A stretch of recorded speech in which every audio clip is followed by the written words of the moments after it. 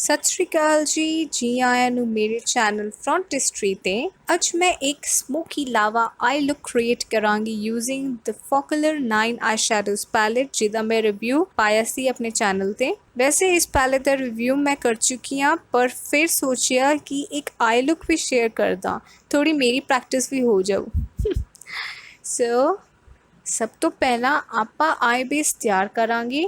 ਮੈਂ ਯੂਜ਼ ਕਰ ਰਹੀ ਹਾਂ NYX ਦਾ ਡਾਰਕ ਸਰਕਲ ਕੰਸੀਲਰ। ਤੁਸੀਂ ਆਪਣੀ ਪਸੰਦ ਦਾ ਕੋਈ ਵੀ ਆਈ ਪ੍ਰਾਈਮਰ ਜਾਂ ਕੰਸੀਲਰ ਜਾਂ ਫਾਊਂਡੇਸ਼ਨ ਯੂਜ਼ ਕਰ ਸਕਦੇ ਹੋ। ਇਸ ਤੋਂ ਪਹਿਲਾਂ ਮੈਂ ਲਿਟਲ ਮੋਇਸਚਰਾਈਜ਼ਰ ਲਗਾਇਆ ਸੀਗਾ ਆਈਲਿਡ ਤੇ। ਸੋ ਮੈਂ ਕਲੀਨ ਫਿੰਗਰ ਦੀ ਹੈਲਪ ਦੇ ਨਾਲ ਅਪਲਾਈ ਕਰ ਰਹੀ ਹਾਂ ਇਸ ਕੰਸੀਲਰ ਨੂੰ ਡੈਬ ਮੋਸ਼ਨ 'ਚ ਲਾਈਟਲੀ ਸੈੱਟ ਕਰਦੇ ਹੋਏ। ਸਾਨੂੰ ज़्यादा फोर्स या प्रेशर लगाना नहीं है, सानू घसीटना नहीं है। कज रिमेंबर ये मॉइस्चराइज़र या क्रीम नहीं है, ये कंसीलर आ। सो जब तुहानू लगे कि तुहाडा कंसीलर सैट हो गया तो आपां ने इसनू क्रीज होण तो बचाउण दे लई एंड ऑल्सो ताकि साडे आई शैडो स्मूथली अप्लाई हो सकन, किसी भी लूज पाउडर या कंपैक्ट या लाइट कलर दा आई शैडो ਦੇ ਯੂਜ਼ ਦੇ ਨਾਲ ਇਹਨੂੰ ਸੈੱਟ ਕਰਨਾ ਜ਼ਰੂਰੀ ਹੈ। ਇਸ ਤੋਂ ਬਾਅਦ ਮੈਂ ਕ੍ਰੀਜ਼ ਦੇ ਲਈ ਕੋਰਲ ਸ਼ੇਡ ਜਾਂ ਕਲਰ ਲੈ ਰਹੀ ਹਾਂ ਤੇ ਬਲੈਂਡਿੰਗ ਬ੍ਰਸ਼ ਦੇ ਨਾਲ ਇਹਨੂੰ ਅਪਲਾਈ ਕਰਦੇ ਹੋਏ ਬਲੈਂਡ ਕਰਾਂਗੀ। ਕ੍ਰੀਜ਼ ਤੇ ਮੈਂ ਥੋੜਾ ਉੱਤੇ ਹਾਇਰ ਪੁਆਇੰਟ ਤੇ ਯੂਜ਼ ਕਰ ਰਹੀ ਹਾਂ, ਅਪਲਾਈ ਕਰ ਰਹੀ ਹਾਂ। ਇਹ ਬ੍ਰਸ਼ਿਸ ਡਿਊ ਕੇਅਰ ਕੰਪਨੀ ਦੇ ਨੇ, ਆ ਵੀ ਮੈਂ ਅਲੀ ਐਕਸਪ੍ਰੈਸ ਤੋਂ ਹੀ ਮੰਗਵਾਏ ਸੀਗੇ। ਸੋ ਨੈਕਸਟ ਇਸ ਤੋਂ ਥੋੜਾ ਡਾਰਕ ਬ੍ਰਿਕ ਕਲਰ ਕਹਿ ਸਕਦੇ ਹੋ, ਇੱਟ ਵਰਗਾ ਕਲਰ ਲੈ ਰਹੀ ਹਾਂ ਤੇ ਇਸ ਨੂੰ ਮੈਂ ਲੋਅਰ ਕ੍ਰੀਜ਼ ਤੇ ਅਪਲਾਈ ਕਰਾਂਗੀ ਇੱਕ ਓਮਬਰੇ ਇਫੈਕਟ ਦੇਣ ਦੇ ਲਈ।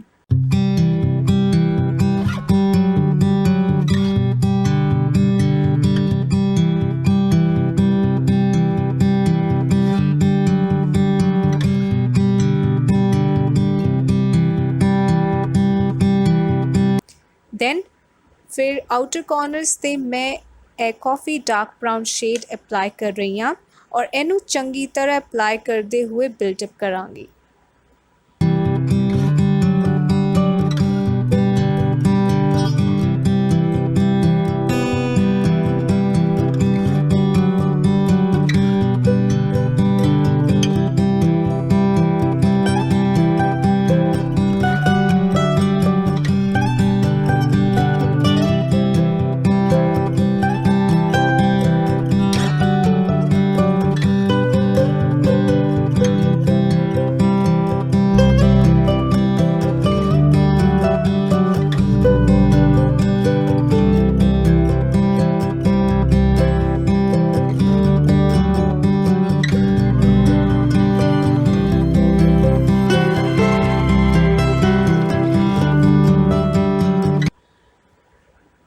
ਹੁਣ ਮੈਂ ਫਲੈਟ ਬ੍ਰਸ਼ ਦੀ ਹੈਲਪ ਦੇ ਨਾਲ ਸ਼ਿਮਰ ਐਂਡ ਕੋਰਲ ਸ਼ੇਡ ਆਪਣੀ ਲਿਡ ਤੇ ਪੈਕ ਕਰ ਰਹੀ ਹਾਂ, ਆਊਟਰ ਕਾਰਨਰਸ ਨੂੰ ਛੋੜਦੇ ਹੋਏ, ਬਿਕਾਜ਼ ਉੱਥੇ ਆਪਾਂ ਨੇ ਬਰਾਊਨ ਸ਼ੇਡਿੰਗ ਇਫੈਕਟ ਦਿੱਤਾ ਸੀਗਾ।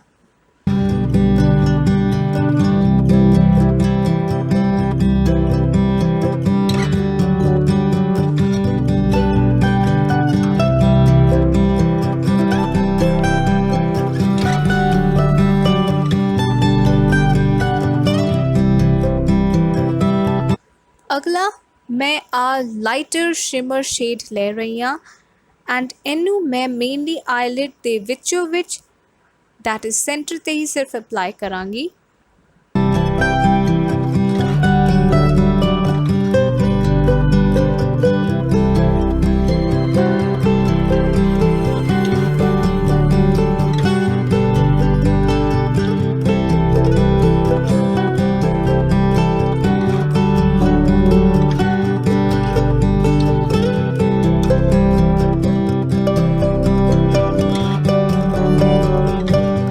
ਉਸ ਤੋਂ ਬਾਅਦ मैं फिर एक बारी ब्राउन शेड ले रही हाँ ताकि आउटर कॉर्नर्स ते अप्लाई एंड ब्लेंड करते हुए इनू मैं अंडर आइज ते ले जाऊँ।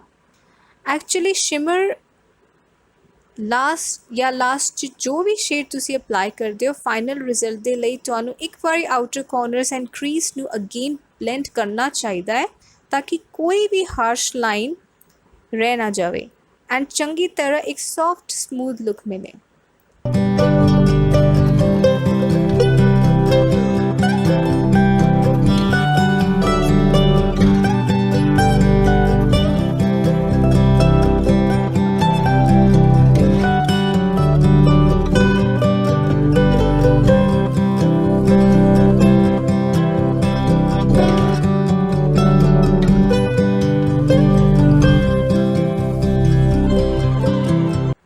ਹੁਣ ਮੈਂ ਪੈਨਸਿਲ ਬ੍ਰਸ਼ ਦੀ ਸਹਾਇਤਾ ਦੇ ਨਾਲ ਇਨਰ ਕਾਰਨਰਸ ਐਂਡ ਬ੍ਰਾਊ ਬੋਨ ਨੂੰ ਹਾਈਲਾਈਟ ਕਰਦੇ ਹੋਏ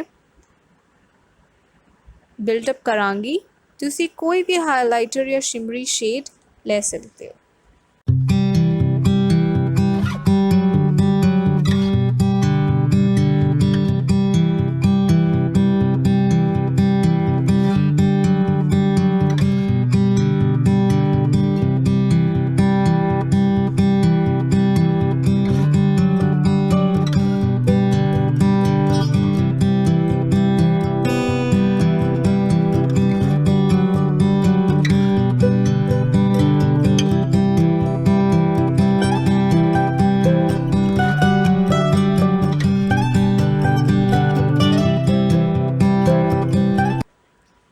ਸੈਕਿੰਡ ਲਾਸਟ ਸਟੈਪ 'ਚ ਆਪਾਂ ਆਈਲਾਈਨਰ ਅਪਲਾਈ ਕਰਾਂਗੇ। ਸੋ ਇਸ ਲੁੱਕ ਦੇ ਲਈ ਮੈਂ ਬਰਾਊਨ ਆਈਲਾਈਨਰ ਲਿੱਤਾ ਹੈ bye the company LA colours and finally ਮਸਕਾਰਾ ਦੇ ਨਾਲ ਆਪਾਂ ਲੁੱਕ ਨੂੰ ਕੰਪਲੀਟ ਕਰਾਂਗੇ।